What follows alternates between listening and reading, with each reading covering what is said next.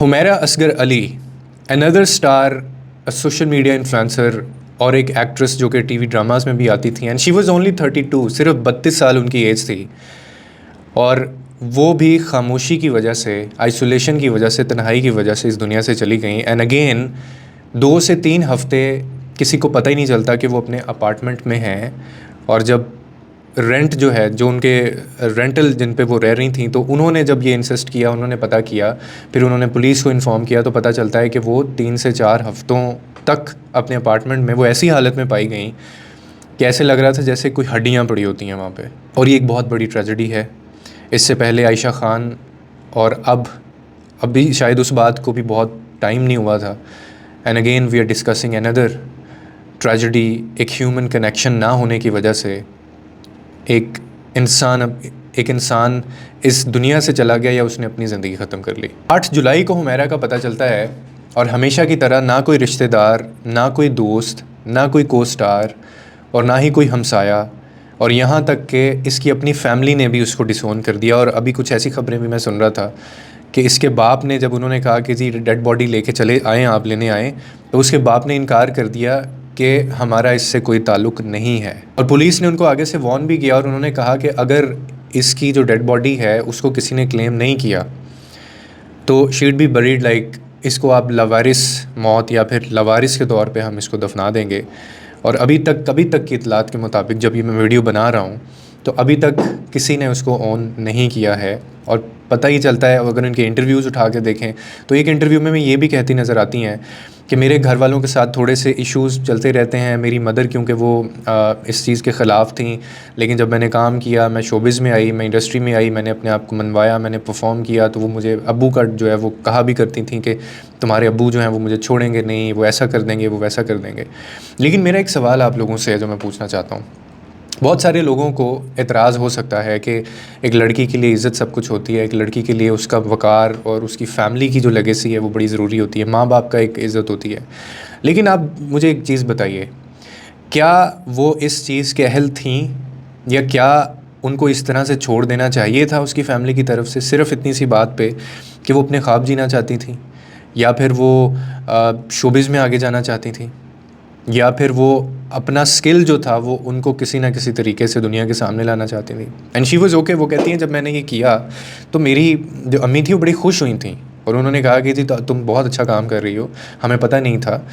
और लेकिन वो बुलाते नहीं थे, लेकिन वो कहती मैं फिर भी इनको कॉल करती थी, बात करती थी इनसे, और मेरा इनसे कांटेक्ट रहता था।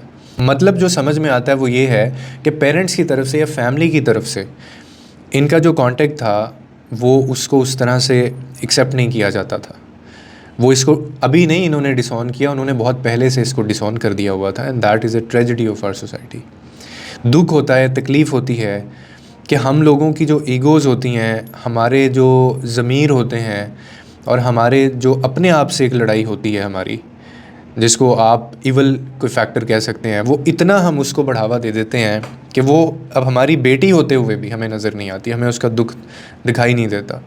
हम इतने पत्थर दिल हो जाते हैं कि हम उसकी शक्ल देखना नहीं चाहते। अब इसमें क्या था, मतलब मुझे समझ नहीं आता। मैंने बहुत सोच के देखा, मैंने मतलब I put myself into his father shoe. मैंने कहा चलो मैं सोच के देखता हूँ कि एक सीन क्रिएट करके देखते हैं ना, कि अगर मतलब मेरी बेटी होती या किसी और की बेटी होती, तो एक बाप का इतना मतलब पत्थर दिल और इतना वो जालिम के वो अपनी बच्ची को उसने डिसऑन किया हुआ है, वो ख़बर भी नहीं लेता वो कहाँ रहती है, और वो अभी भी उसके बाद, मरने के बाद भी वो उसकी डेड बॉडी तक को ऑन नहीं कर रहा, और वो कह रहे हैं कि हमारा इससे कोई ताल्लुक़ नहीं है, हमने बहुत अरसा पहले से इससे ताल्लुक़ ख़त्म कर दिया हुआ था। क्या ये बात ठीक है? क्या ये जो उसके बाप या उसकी फ़ैमिली की तरफ से किया गया, क्या ये आप इसको केयर बोल सकते हैं? क्या आप इसको ये बोल सकते हैं कि वो अपनी वैल्यूज़ को अपलिफ्ट कर रहे थे? क्या ये हमारी वैल्यूज़ होती हैं कि हम लोग एक इंसान को इस नहज तक पहुंचा दें, स्टेज तक हम लोग ले जाएं कि वो कोई ऐसा कदम उठाए? इनिशियल रिपोर्ट्स के मुताबिक, पुलिस ने जो भी पोस्टमार्टम हुआ है, अभी रिपोर्ट सामने नहीं आई, उसके मुताबिक यही बात सामने आई कि जो दरवाज़ा था वो अंदर से लॉक था, और जो खिड़की थी वो भी अंदर से बंद थी, जिसका मतलब ये है, अपेरेंटली यही होता है कि इन्होंने खुद ही ये सब कुछ किया। और डेफिनेटली वो आइसोलेशन में थी। वो जो नीचे उनके हमसाए हैं वो कहते हैं कि इन्होंने 2024 से पता नहीं कब से इन्होंने रेंट नहीं दिया हुआ था, तो हमने इसलिए नहीं पता किया क्योंकि ये कुछ अरसा शूट पे होती थी, 3 महीने होती थी, 3 महीने नहीं होती थी, तो इन्होंने वो रेंट भी पे नहीं किया हुआ था।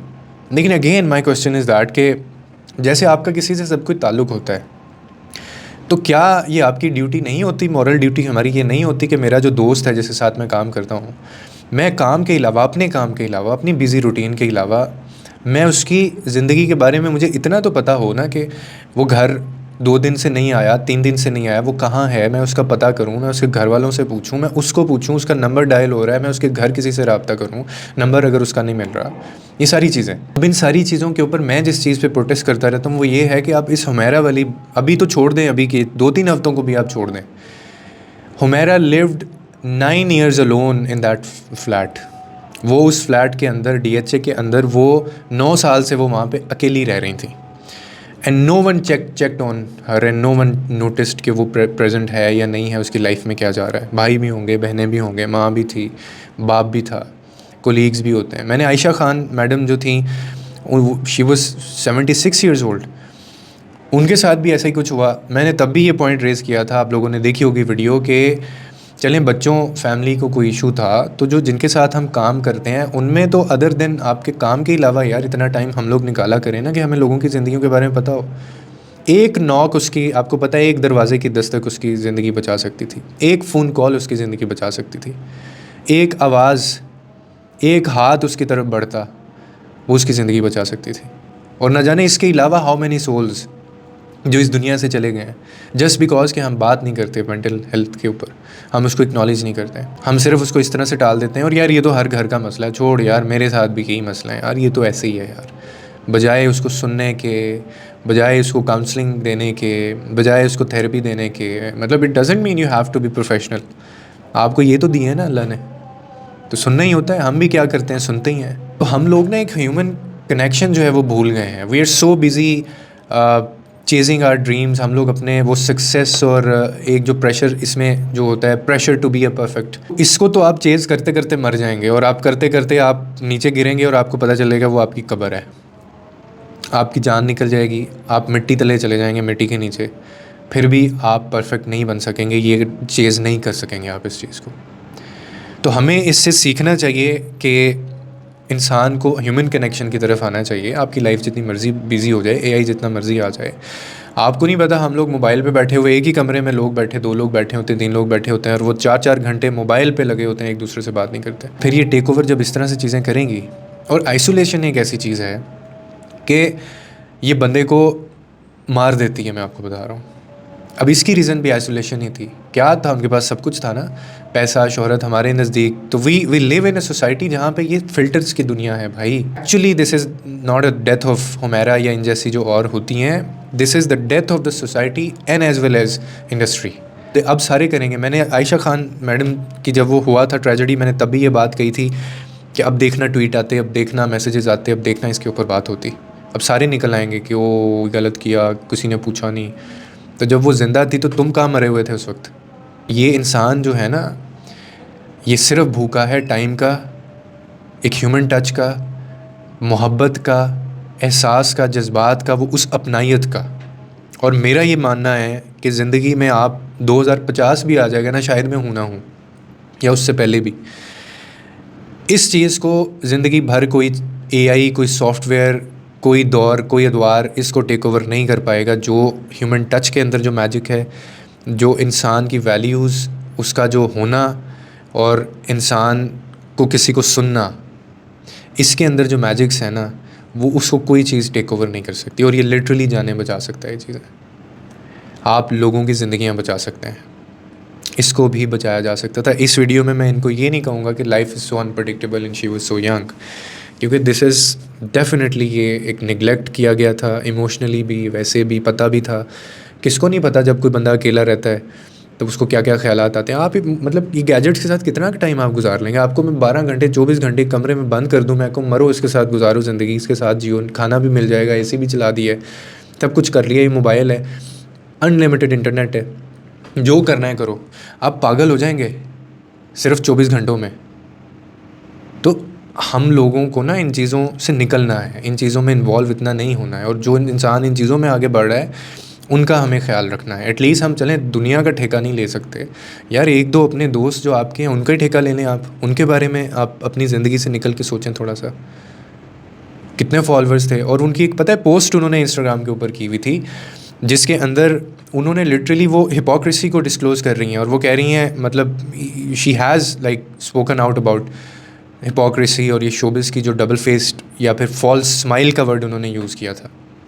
तो एक बंदा खुद कह रहा है तो किसी ने नोटिस नहीं किया, कोई किसी फॉलोअर को ही बॉदर नहीं किया किसी ने, और उसकी मतलब एक बंदा है उसको हम फॉलो करते हैं और वो गायब हो गया है, उसकी 1 महीना 3 महीना उसकी पोस्ट नहीं आई है, तो no one even bothered and cared about कि यार मैसेज करके देखें, किसी को बताएं, अप्रोच करें।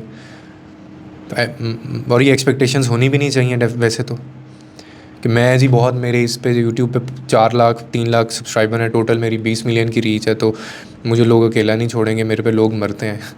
ऐसा नहीं होता, मेरे पे कोई नहीं मरता, और यही सच है। वही जिएगा जिसको जो इस वहम गुमान में से निकल आएगा। लेकिन खैर अपार्ट फ्रॉम दैट, ये बहुत गलत बात है। मेरी आप लोगों को मशवरा ये है कि खुदा के लिए if you are dealing with something, reach out to professionals.